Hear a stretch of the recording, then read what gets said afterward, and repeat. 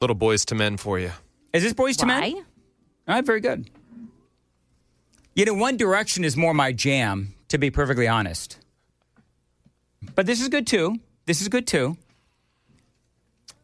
Amy wanted to go see Boys to Men. I think they're playing here in Nashville, like March or April, I think. And I had to put my foot down. It's like, look, we went to go see One Direction in Las Vegas. I think it was Joan, was it One Direction I went to go see? You went to see the Backstreet Boys in Vegas. I'm sorry, the same thing. Backstreet Boys. So I went to go see the Backstreet Boys in Las Vegas. Why do I remember that? I don't know. It's actually pretty impressive. But I had to put my foot down to Boys to Men. I couldn't do it. The prices are like really crazy. Chris, if Chris Hand joins us as the crisscross handoff. Chris, if your wife really wanted to go to something, you ever just like put your foot down and said, "No way, I'm not doing that"? Well, we're just trying to, warm up the house here in Murfreesboro for starters. I'm not worried about where we're going next. We gotta figure out a way to dig out from this storm, Dan. Is that why you're broadcasting from home today, Chris? The doors are completely frozen shut. I'd be there if I could. You guys snow drifts like on the garage and the front door, and they're like 9 feet tall. Yeah, one of the dogs died. I don't know what to do. Wow. They're eating the dogs. They're eating the dogs. So these kids, it's chaotic here. Kids got to eat somehow. Hey, how are you guys doing? We're good. We're missing you today, Chris. I'm missing you guys too. I don't think you are actually. I am. I'm just kidding. No, listen.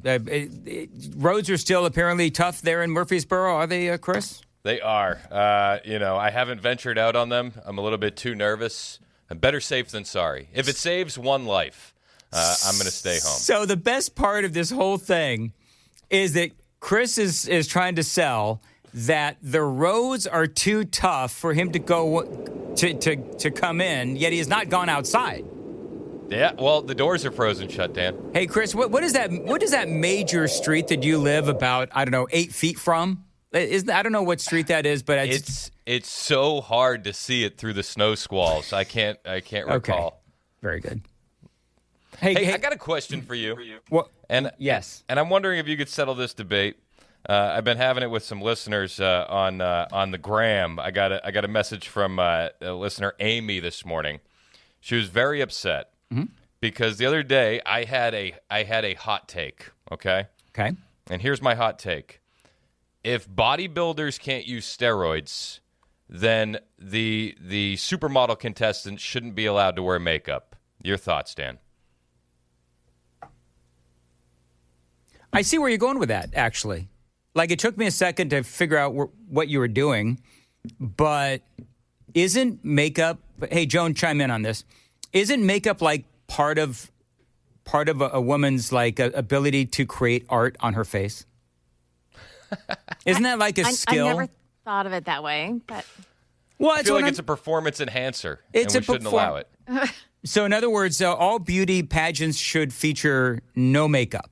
No makeup, no fillers, no plastic surgery. You got to be au naturel. Otherwise, we're talking performance-enhancing drugs. You got me on the last two there, but these bodybuilders also get their bodies waxed and shaved all the way down to the last hair, and then they get orangified. They get Cheetoed as the left. Orangified? What are you talking about? They get the spray-on tan to like a 7-Eleven hot dog on the back of the roller grill. They do the bronzer, Dan. You've done bronzer. Oddly enough, no, I haven't. You don't do bronzer before you go on your cruises? No, I don't do bronzer. I don't even know what that is, but it sounds creepy as all get out. He's Greek, so he just layers on the olive oil and sits out in the sun. That's all you need. That's exactly what I do. Perfect. Hey, Chris... I had some advice for the people that are still out of... Make sure my audio's up. I had some advice for the people whose power in electricity is still out across Middle Tennessee. If they're trying to call the electric company, they're not doing it the right way. What they really need to do is call them like this. Hey, you guys! That's what they need to do. Yes. That's how you call the electric company to come and turn your power back on. Well, I can just speak from experience with how bad it is currently in Murfreesboro. That's the best way of communication. Is it really? Because it's really helped you, hasn't it? Hey, you guys! Yep. All right, Chris, as a fellow millennial, back me up here. When you hear that, do you think Electric Company or do you think Sloth from Goonies? It's Goonies all day. Exactly. I was wondering who was doing the Goonies line. I thought it was a Joan impression of Sloth. That's from the original. You see, okay, so people of a certain age, Joan. People near the Medicare line. People of a certain age, me and Joan, we remember the Electric Company from, way back when, right, Joan? Being in our little PJs on Saturday morning and, maybe sometimes in school, they would have us watch the Electric Company. Oh, yeah. I remember on rainy days in Southern California, because despite the song, it does actually rain in Southern California, they would pull out a big old, I don't know what you call, box TV set, and, we would get to watch the Electric Company. And, and so then earlier, you missed it, Chris. Earlier, Joan was trying to sing the Electric Company theme song. Now, you've never actually seen the Electric Company. I've never seen the Electric Company. Okay, very good. I think what we have here, Joan, is a generational divide. A generational, it's something, but it's not a divide. I mean, they didn't get to experience the rich, full things that we did as we were children. No, that's true. That's true, Joan. That's right. We didn't get to hit the circle down the street with the stick or write our homework on stone tablets. We totally missed out on that. Listen, you haven't lived until you've ridden a brontosaurus. Oh. You have not lived until I've slashed your tires, Sam. Hard to do from home, Joan. Oh, yeah, but there's always tomorrow. Don't worry. With the current weather in southern Middle Tennessee, there's no way Joan's going to be in there for at least a week or two. Hey, so I have something in common with Greg Bavino, head of the Border Patrol.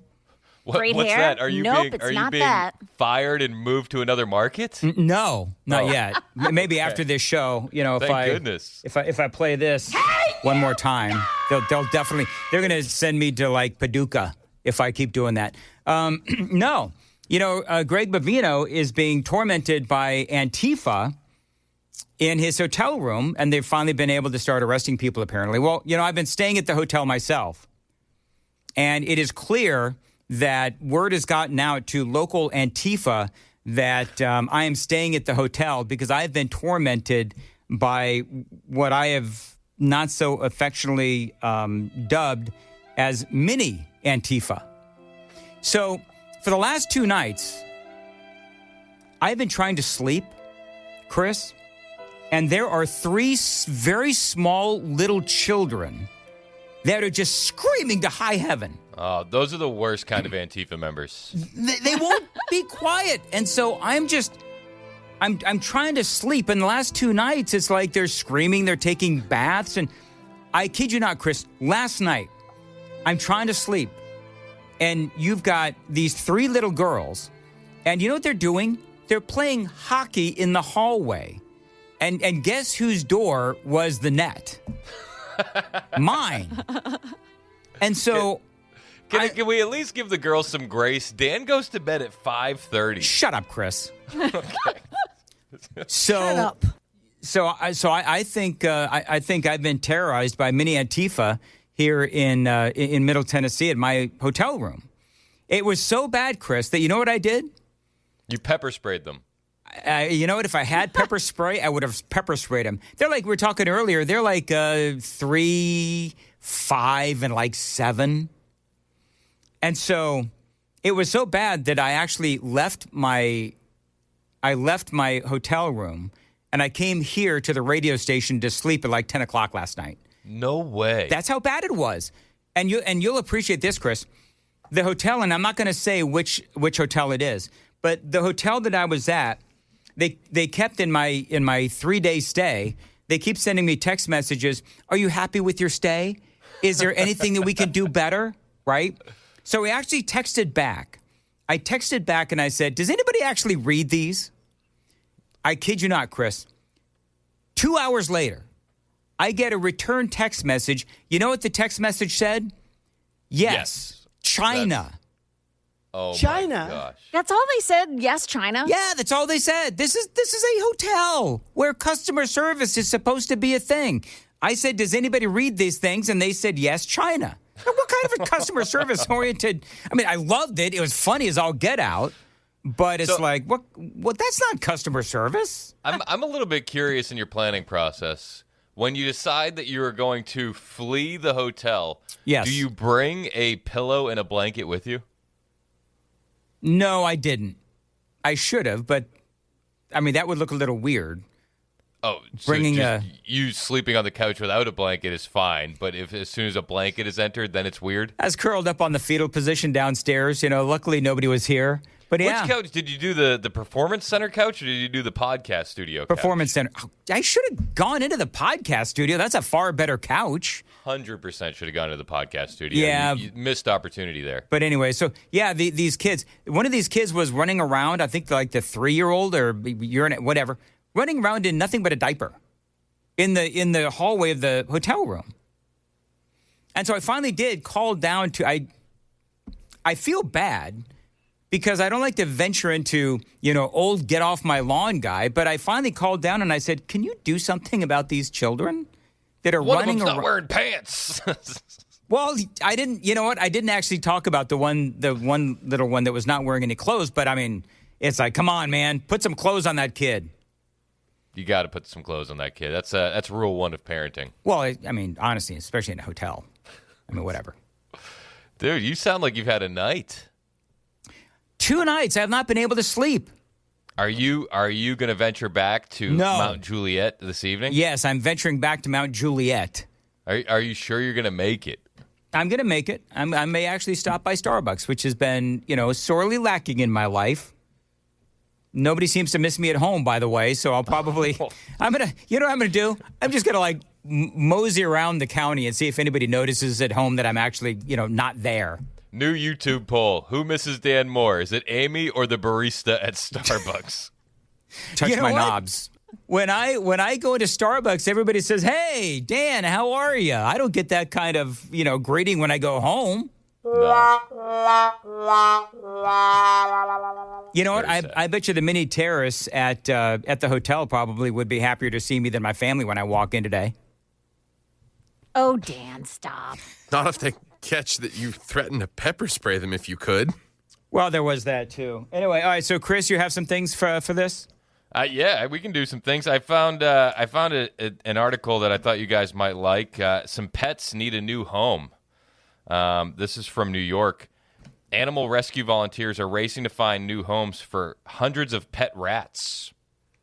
Pet rats? Running amok in a filthy, now condemned house in the New York City suburbs. Are they all named Mamdani? No, they're not. Most of them are. But there's a group of about 10 volunteers who spent the last couple of weeks rounding up domesticated white rats at a home in Rocky Point. Wait, domesticated? They're domesticated, yeah. They've already collected 450 of them. 450? And they got about 30 more to catch. Well, you know how you catch a bunch of domesticated rats, right? You go, hey, you guys! And you just try to collect them all right there. Well, here's what's making it challenging for them. Okay, you ready for this? Mm-hmm. They're in the walls of this condemned home. Wow. I would burn it down and start over. You know, walking in there, all you're going to hear is. Oh, it's gross. It's gross. So how do you domesticate a rat? Yeah, do you play fetch with it? Yeah, you put it on a leash, you walk it. No, stop. Oh yeah, people do it. Do you know that when I worked in New York, when they say that they've got rats as big as cats, I mean, like truly, they have rats as big as cats. We had a rat in the building that I worked in, and it was running around in the kitchen, and so. Ugh. What would you do if you saw a rat, Chris? Would you get on a chair? No. Okay. Neither did I, by the way. Moving right along. You didn't? Did you scream and jump on a chair? No, I didn't do that at all. Yes, you did. No, starting I to sound like what you did. Yeah. You know what? When Thou doth protesteth too much. When that happened, I started screaming for my coworkers. Hey, you guys! Call the exterminator. Now, if you get bit by a New York City rat, you might get some kind of superpower. You know what? That's absolutely right. Maybe I got bitten by a New York rat many years ago, or maybe sooner, maybe more recently, Chris, because, I do have a new superpower. Did you know that, Chris? I did not know. Yeah, you know what my superpower? If you go and you watch us on YouTube, you will notice I have a new superpower where I can start like moving in really slow motion all of a sudden. Yep. And then all of a sudden, I speed right up again. And awesome. It's a newfound superpower that only seems to happen on YouTube and Facebook and Rumble and X when people watch us on the Super Talk TV. Stunning. It's unbelievable to watch this. So they're trying to figure out why it is that we're buffering on the on this street. I thought that was you know what? That actually that wasn't funny in the 5 o'clock hour either, was it, guys? No? No. Dan Mandis in Nashville's Morning News. He puts the buff in buffering. Yes. How does Dan put the buff in buffering? He goes to contours. Oh, let's go. There you go. That's exactly right. Anyway, so domesticated New York rats. Is that what you got? Yep. Is that what you brought for this, Chris? And people are saying that these rats deserve a second chance. They're clean animals and can be friendly like a hamster. They make wonderful pets. Oh, they do not. I say you take a Burmese python that's gotten loose in Florida and you just drop it off in New York. Do you know who thinks that rats are good pets? Burmese pythons. There you go. Because Betty on the super text line says the female ones are named Letitia. That was good, Betty. I like that. Oh, no. the rats are better looking. What? All right, what else you got, Chris? We got like a minute. Let's see. We can $200,000 lawsuit for food racism. Did you hear about this? No, go ahead. Food racism. Food racism. A dispute that began over heating a dish in a microwave has ended with 2 Indian students winning $200,000 from an American university, University of Colorado Boulder.